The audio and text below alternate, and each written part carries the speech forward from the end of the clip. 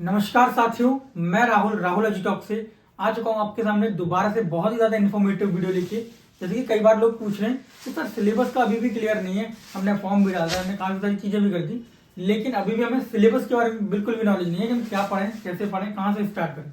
तो ये quick video होगी, 10 से 15 मिनट के अंदर बहुत अच्छे से आपको समझा दूंगा कि क्या रिस्पॉन्स रहेगा, आपको क्या पढ़ना है, कितने मार्क्स का पेपर, कैसे क्या, पूरी इन्फॉर्मेशन देख लीजिएगा। वीडियो देख लेंगे समझ आ जाएगी। एक बार बिना समय को खराब करते हुए ले चलते हैं आपको अपनी बोर्ड स्क्रीन पे। इसके ऊपर लिख रखा है RRB group D syllabus. Syllabus से मतलब सबसे बड़ी बात क्या होती है, सिलेक्शन के लिए अगर आपको सबसे अहम भूमिका जो निभानी है वो है सिलेबस को कंप्लीट करना।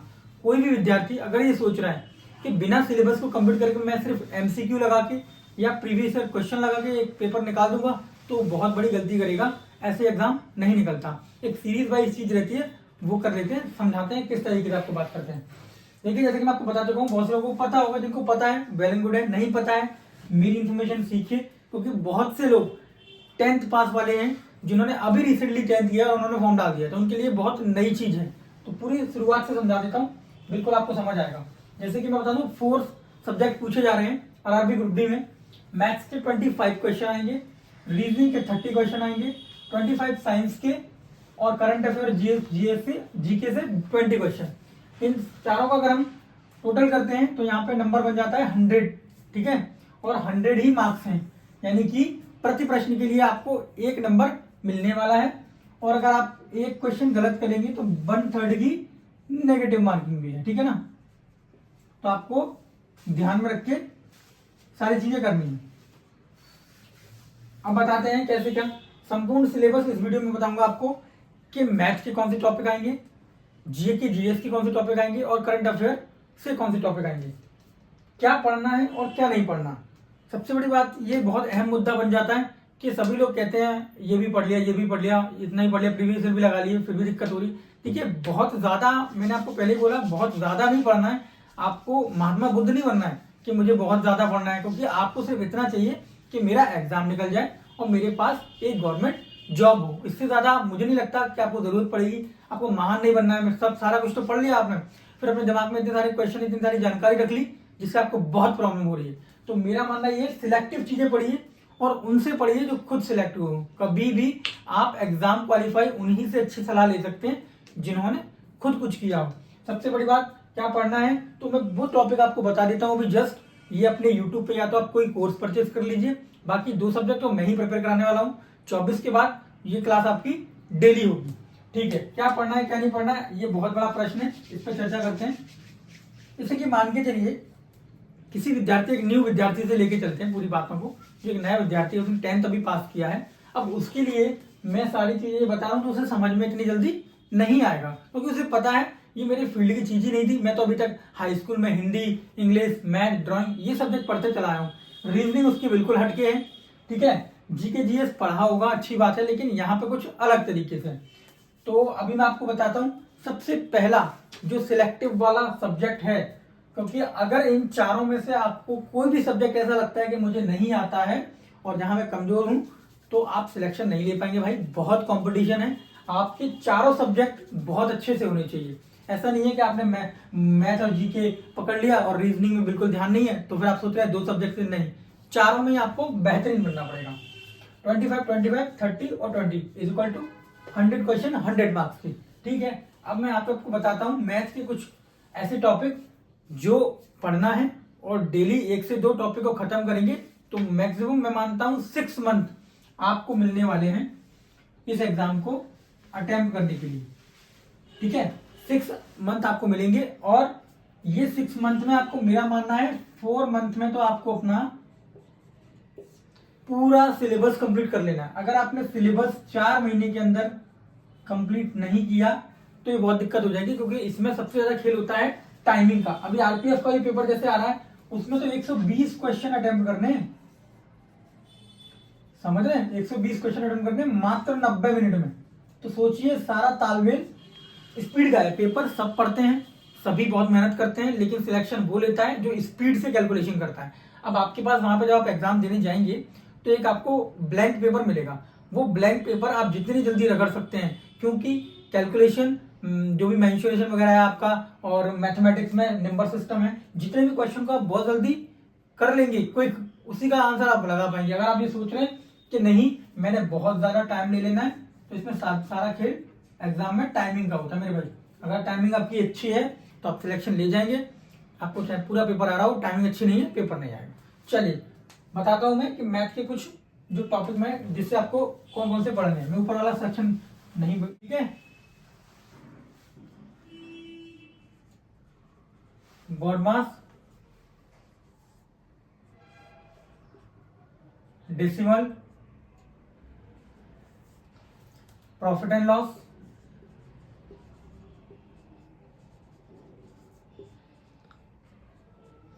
फ्रैक्शंस, फ्रैक्शन समझते हैं, भिन्न बोलते हैं फ्रैक्शंस को, बहुत इजी टॉपिक होता है 10th के बीच में। टाइम एंड डिस्टेंस,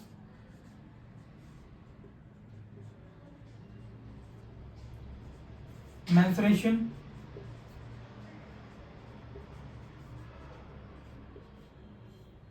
एक आ जाता है पाइप के ऊपर आएगा, पाइपलाइन,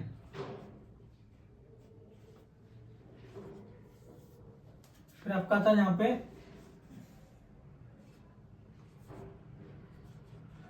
BODMAS एलिमेंट्री, उसको ना यार कर दिया। टाइम एंड डिस्टेंस,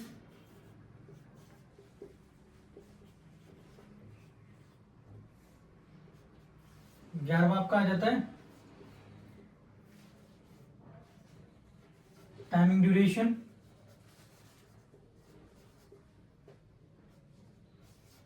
ठीक है।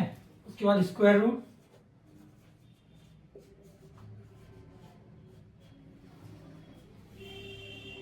फिर आ जाता है 12 topic number 13 ratio and proportion,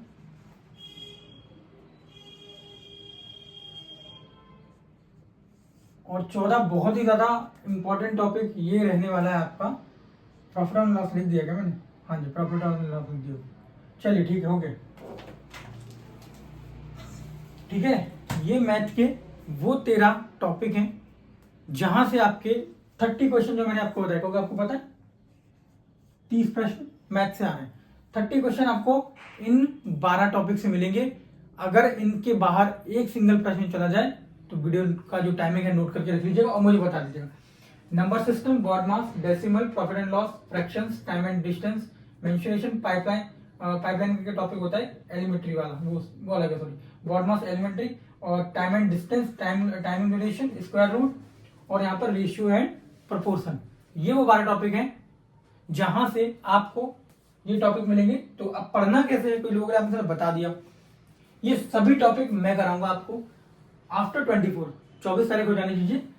पहले नंबर सिस्टम को खत्म करेंगे, मान के चलिए 3 से 4 दिन में नंबर सिस्टम खत्म होगा, 12 टॉपिक लगेगा। BODMAS 2 दिन में खत्म हो जाएगा, डेसिमल भी 2 दिन में खत्म हो जाएगा, प्रॉफिट एंड लॉस कम से कम 5 दिन जाएंगे, फ्रैक्शंस में कम से कम 3 दिन तो लेने हैं, टाइम एंड डिस्टेंस में कम से कम 4 दिन, मेंसुरेशन में 2 दिन में खत्म हो जाएगी, पाइपलाइन वाला टॉपिक भी 1 दिन में खत्म हो जाएगा, BODMAS 2 दिन मान लो, टाइम डिस्टेंस में करीबन 3 से 4 दिन मान लो, टाइम जिसमें थोड़ा ज्यादा लग जाएगा, 4 से 5 दिन लग जाएंगे, स्क्वायर रूट में 2 दिन में खत्म हो जाएगा, रेशियो परसेंट कम से कम 5 से 6 दिन, लंबा टॉपिक है। अब एक मान के चलो सभी में ये लगाया मैंने, तो मुश्किल से मुश्किल 30 या 35 दिन बैठेंगे, जिसमें आपको मैं करा दूंगा, आप नहीं सीखेंगे, मैं अपना करा दूंगा। उसके बाद आपको बार बार मल्टीपल टाइम पर रिवीजन करना, वो आपका काम है। तो मैथ के 12 टॉपिक हो चुके हैं। अब बात कर लेते हैं रीजनिंग के, कौन से वो 12 टॉपिक हैं, 12-15 जो मतलब 12 नहीं होंगे, कौन से वो टॉपिक हैं जिन पे आपको अपनी पकड़ बनानी है। तो 1 मिनट वेट कीजिए, मैं इसको थोड़ा हटा देता हूँ, इसे बंद कर देना, पुश कर देना, पुश।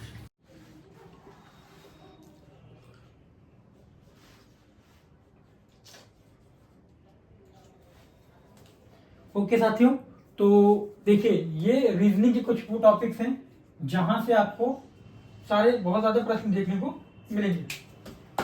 ठीक है, एनालॉजी सबसे इंपॉर्टेंट टॉपिक है, जो कम से कम 2 से 3 प्रश्न देखने को आपको मिल जाएंगे यहाँ से। अगर आप डेली प्रिपरेशन करते वक्त अगर एनालॉजी को छोड़ते हैं तो बिल्कुल भी सिलेक्शन की उम्मीद ना करें। एनालॉजी मोस्ट इंपॉर्टेंट हो जाता है टॉपिक। यहाँ पे मैं बताता भी जाऊंगा कि आपको मोस्ट इंपॉर्टेंट टॉपिक कौन सा है, ठीक है ना।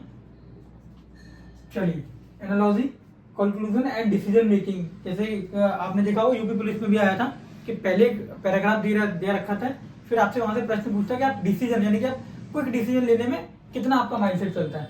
तो conclusion and decision making, directions यानी कि दिशा के प्रश्न आते हैं, कौन सी दिशा में। कभी कभी कहते हैं ना कि मोहन अपने घर से दाईं ओर निकला जो कि पश्चिमी दिशा में था, फिर वो राइट 5 किलोमीटर चला, फिर वो लेफ्ट फिर से 5 किलोमीटर चला, उसके बाद अब बताइए वो किस डायरेक्शन में है। तो डायरेक्शन के प्रश्न आते हैं, वहां से डायरेक्शन हो गया। स्टेटमेंट, आर्ग्यूमेंट मतलब निष्कर्ष निकालना, जैसे प्रश्न आप देखोगे वो सब मैं पढ़ाऊंगा तो आपको पता चल जाएगा।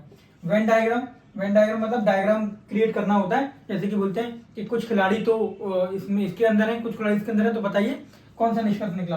वेन डायग्राम हो गया। कोडिंग रिकॉर्डिंग हो गई। मिरर इमेज समझते हैं आप, किसी एक आईने की यहाँ पे कोई ऐसा पर्सन बना हुआ है, फिर पूछते हैं कि इसकी मिरर इमेज क्या बनेगी। मिरर इमेज हो गया।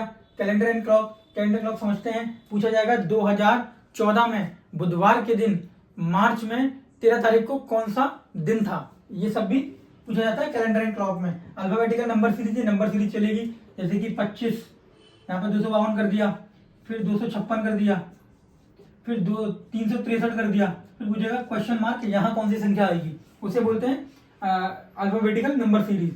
रिलेशनशिप जैसे कि वही आपके दादा की बुआ, बुआ के फूफा, कौन क्या लगे, रिलेशनशिप वो आ जाता है। डाटा इंटरप्शन, उसके बाद मैथमेटिक्स ऑपरेशन, मैथमेटिक्स के कुछ प्रश्न वर्गीकरण टाइप में रीजनिंग में पूछे जाते हैं। सिमिलरिटीज यानी कि वर्गों में क्या सिमिलरिटीज है, अगर आप 4 वर्ड लिखे हुए हैं उनमें से एक कौन सा भिन्न है, ठीक है। एनालिटिक रीजनिंग और क्लासिफिकेशन यानी वर्गीकरण, वही ये थोड़ा सा सेम जाता है। राइट टू स्पेल यानी कि गलत स्पेलिंग लिखी होगी और आपसे पूछेंगे, क्योंकि काफी जैसे अभी मैं आपसे पूछे स्विट्जरलैंड की स्पेलिंग बताइए, तो कई बार ऐसा होता है हमें एक वर्ड चेंज करता है और हमें सारी सेम दिखती हैं, तो उसमें से फाइंड करना है कि स्विट्जरलैंड की स्पेलिंग कौन सी है। कुछ भी पूछ ले, बहुत ज्यादा कठिन वाली पूछता है, ठीक है। ये जनरल इंटेलिजेंस यानी कि रीजनिंग का पूरा सिलेबस। पहले बता दिया मैं मैथमेटिक्स का सारे टॉपिक वो बेस्ट हैं, उसके बाद बता दिया मैं जनरल रीजनिंग का। इसके बाद मैं आपको बता देता हूँ कि जीके जीएस जहां से सबसे ज्यादा प्रश्न बनेंगे और आपको बार बार देखने को मिलेंगे, और सबसे ज्यादा सिलेक्शन की जो अहम भूमिका है वो आपकी जनरल साइंस की है, यानी कि जीके जीएस की और करंट अफेयर की, ठीक है। बाकी बताते हैं आप उन टॉपिक के बारे में भी, आपको कौन कौन से टॉपिक आएंगे। ओके सर, तो बात कर लेते हैं जनरल साइंस की। जनरल साइंस में बहुत ज्यादा टॉपिक हैं भाई लोग, इतने ज्यादा टॉपिक हैं जिसकी आप कर नहीं सकते, बहुत ज्यादा। जनरल साइंस में देखो किस तरीके से आता है, एक पोर्शन हो जाता है जनरल साइंस का और एक पोर्शन हो जाता है करंट अफेयर का। पहले करंट अफेयर में बात कर लेते हैं। करंट अफेयर में सबसे ज्यादा इंपॉर्टेंट जो टॉपिक है वो आ जाता है आपका हिस्ट्री और स्टैटिक जीके। यहाँ से सबसे ज्यादा प्रश्न पूछने को मिलेंगे आपको। स्टैटिक जीके में से अलग अलग कुछ और पोर्शन है, ज्यादा हो जाएगा ना लिखना। History, polity, geography, economics, static GK, sports और कल्चर, यहाँ से बहुत ज्यादा प्रश्न आपको देखने को मिलेंगे। अब बात कर लेते हैं भौतिक विज्ञान में। भौतिक विज्ञान समझते हैं, फिजिक्स। यहाँ पे जो क्वेश्चंस पूछे जाते हैं वो पूछे जाते हैं लेंस, प्रकाश, कार्य ऊर्जा, बल, ऊष्मा, द्रव्यमान, मात्रक, इकाई, वेग चाल। यहाँ से आपको कुछ न्यूमेरिकल्स भी देखने को मिलेंगे। मैं आपको बार बार बोलता हूँ फिजिक्स, और ये एक ऐसा टॉपिक है जहां से अगर प्रश्न आए तो अगर आपने कैलकुलेशन नहीं किया तो प्रश्न तो हल होगा नहीं। जीके जीएस में ये वाला जो टॉपिक है यहाँ पे आप तुक्के मार सकते हैं, लेकिन हमेशा तुक्के नहीं चलेंगे, लेकिन यहाँ पे तुक्के आप नहीं मार सकते क्योंकि जो मेथड है वो कैलकुलेशन का है। जब न्यूमेरिकल्स को आप हल करेंगे तभी आएगा, ठीक है। यहाँ पे लेंस मैंने बता दिया। अब आता था रसायन विज्ञान यानी कि केमिस्ट्री। ऐसा है मेरे पास ज्यादा जो विद्यार्थी हैं वो यूपी बोर्ड से या फिर हिंदी माध्यम से, इसलिए हिंदी में भी लिखना थोड़ा जरूरी है। आवर्त सारणी, अम्ल क्षार। आवर्त सारणी समझते हैं, जो हीलियम का एटॉमिक नंबर वगैरह होता है वो याद रखना है आपको। हीलियम कितने नंबर पे आता है, ठीक है, और आपका जो सिल्वर का कितने नंबर, एल्यूमिनियम कितने नंबर पे आता है वो पता आपको होना चाहिए। अम्ल क्षार, धातु अधातु, गुणसूत्र, जैसे कि मानव में कितने गुणसूत्र होते हैं, पक्षियों में कितने गुणसूत्र होते हैं, और मैमल्स में कितने, सारी चीजें। तत्व यानी एलिमेंट्स वगैरह आ जाते हैं। और जीव विज्ञान, ये भी बहुत ज्यादा खतरनाक टॉपिक है। रोग यानी कि डिसीज पढ़ना पड़ेंगे आपको कि कौन सी डिसीज किस विटामिन की कमी से कौन सी डिसीज हो जाती है, जैसे कि विटामिन सी की कमी से कौन सी आपको बीमारी हो जाती है। रोग, विटामिन एवं पोषण, पाचन, डाइजेशन, प्रकाश संश्लेषण, जो कौन सी प्रकाश संश्लेषण से जो पौधों को कौन सी विटामिन वगैरह मिलते हैं और बात कर लेते हैं संघ। संघ मतलब ऑर्थोपोडा, कौन से संघ का कौन सा जंतु होता है, अमीबा, प्रोटोजोआ, ठीक है। रक्त, आरबीसी और डब्ल्यूबीसी, यानी कि क्या, रेड ब्लड सेल्स और व्हाइट ब्लड सेल्स। राइट, जैसे कि आरबीसी कितने दिनों में खत्म हो जाती हैं, डब्ल्यूबीसी का बनना क्या स्टार्ट होता है, डब्ल्यूबीसी का क्या कार्य होता है, इस तरीके से। तो लास्ट में होता है तंत्रिका तंत्र, ठीक है। तंत्रिका तंत्र यानी स्केलेटन सिस्टम, समझ गए। सारी चीजें मैंने आपको बता दी हैं। इसी तरीके से अगर आपने ये वीडियो मेरी पूरी देख ली और एक बार ये सारे टॉपिक को पढ़ लिया, सिलेबस कंप्लीट कर लिया, सिलेक्शन आपका ही होगा भाई, कोई अलग से नहीं बनते हैं। ये 32,438 में आपका नाम होगा। अगर इस तरीके से आपने बहुत क्विक वे में समझा दिया है, इतनी ज्यादा क्विक और इतनी ज्यादा समझ बूझ से वीडियो आपको यूट्यूब पे मिलेगी ही। ये मेरे चैनल पे है, आप एक बार पूरी देखेंगे समझ आएगा।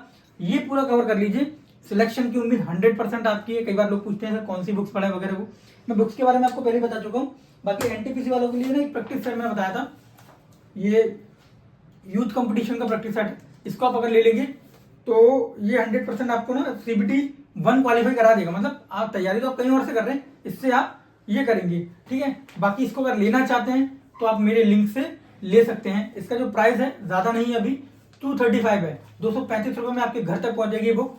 तो अगर लेना चाहते हैं तो मेरे कमेंट में सेक्शन में आपको लिंक दे दूंगा, वहां से आप परचेस कर लेंगे। कोई प्रमोशन वीडियो नहीं है, खुद की मेरा पेज बना हुआ है, वहां से परचेस करते हैं, आपको कोई दिक्कत नहीं आएगी। इतना ज्यादा कोई कहना इसमें एनटीपीसी एकदम सीबीटी 1 आपका हो जाएगा, ठीक है। इतने ज्यादा अमाउंट भी नहीं है। लोग कहते हैं, कई बार लोगों ने बोला मुझको सर हाँ हम तो बुक्स लेनी, भाई आप 500-600 रुपए ऐसे बर्बाद कर देते हैं, अपने फ्यूचर के लिए बर्बाद करिए, समझ आएगा। बाकी नाम कर लीजिए अपने माता पिता का, एक बार पढ़ लीजिए, 5 से 6 महीने दीजिए।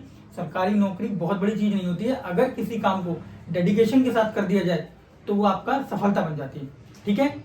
मैंने भी किया हुआ है, पहली बार में एग्जाम किसी के नहीं निकलते, मेरे कभी में बहुत ज्यादा एग्जाम मैंने दिए तब जाके एग्जाम अटेम्प्ट हुए हैं।